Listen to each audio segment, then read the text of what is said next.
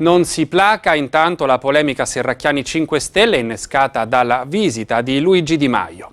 Alle regionali noi ci saremo e, ha annunciato, proveremo a portare al governo di questa regione un movimento che, come entra, la prima cosa che fa è tagliare sprechi e privilegi e dare avvio a quelle politiche che servono ai cittadini. Quanto fatto sinora in Friuli Venezia Giulia, dice, non basta. Il punto è che qui si è candidata una persona quasi 5 anni fa, che oggi fa la governatrice, che secondo me non ha saputo tutelare gli interessi fondamentali dei cittadini di questa regione. Basti pensare alla riforma della sanità, che ha continuato a ridurre i diritti per i cittadini, soprattutto per usufruire delle strutture ospedaliere. Sei venuto in Friuli Venezia Giulia credendo di farci la lezioncina su come si tagliano sprechi e privilegi, ha sbagliato strada, scriveva senza mezzi termini Serracchiani, che ha rivendicato anche il merito di aver sforbiciato alla grande i costi della politica, intervenendo anche su partecipate e auto di servizio.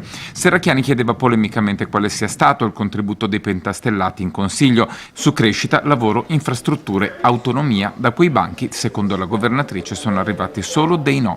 Serracchiani rispondeva a Di Maio anche sulla sanità, parlando di una riforma che aumenta qualità, sicurezza e diritti dei cittadini. Oggi la replica del movimento, un articolato documento che parte dall'autoriduzione degli stipendi dei consiglieri, che ha portato 1 milione di euro per le piccole imprese, e rivendica il merito di aver di fatto scritto ampi passaggi della legge sul reddito di cittadinanza approvata nel 2015.